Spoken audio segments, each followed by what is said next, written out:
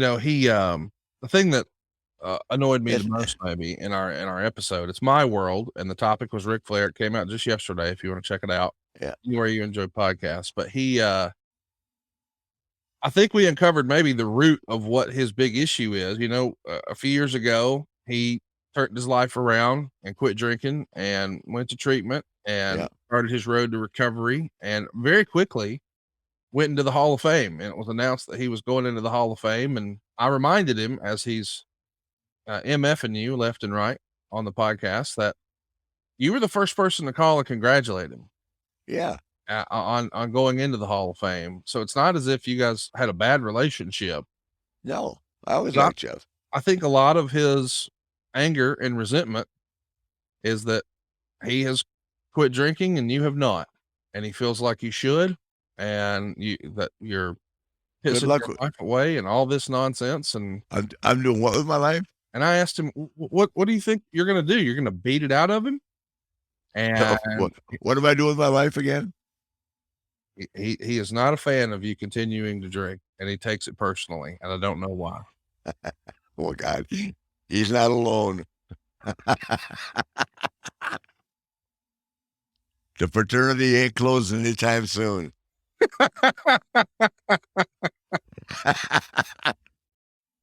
I don't think you're gonna. I know that Andrade is going to be upset because he did have a comment in there, and I guess maybe I've buried the lead here. He was very critical of the way you handled Jay Lethal, and I had to admit that I probably wouldn't have handled it the same way you did. But Jeff just sort of glossed over the fact that in wrestling, if you're signed with one of the major companies, there's really no such thing as an independent contractor. You have to get permission to participate in events that are outside of the tent, like this one. Yeah. And there's a process. It's not like you just say, okay, Tony Khan, here's what we're doing. All right, Vince McMahon, let's dictate some terms to you. That's not the way this works. Mm-hmm. So we had to have conversations and work through a process. And Jeff, didn't want to hear that and felt like you had been disrespectful to Jay in the way you handled him, as not allowing him on the card. And so he takes a lot of credit in helping Jay get on a national stage with TNA years ago and all of that. And he blames you for Jay no longer being there, and says that it was guys like you and Hogan who said, oh, we don't have the budget for guys like Jay Lethal. And Jesus Christ. Listen, here's my answer to all that. See, every time some shit like that starts, here's the deal. Your buddy and mine, who I just saw yesterday, Bruce Pritchard. Yeah. Booking TNA, whatever he was doing, right? It wasn't called TNA? Yeah. Yeah. So, and he calls me and tells me I got to be somewhere in Louisiana. Well, that wasn't part of my deal.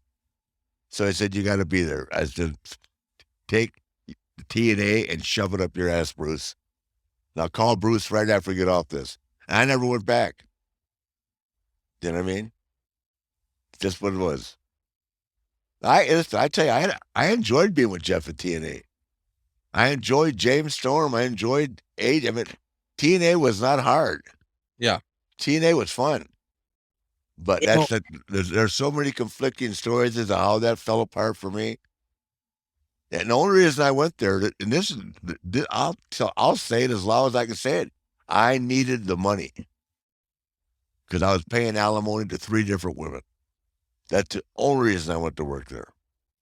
And they made me a very lucrative deal.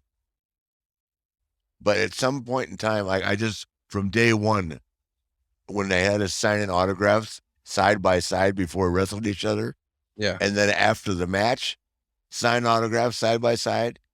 Are you kidding me? For $25? It's like working at a carnival. Does that make sense? Yeah. I had just gone from WWE to this. I'm thinking, well, it's pretty cool. Hulk's going to do it. I'm sure Hulk was making who knows, minimum of $1 million, probably more.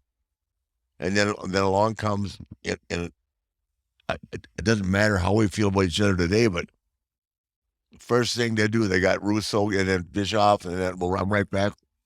I'm right back where I ended up before.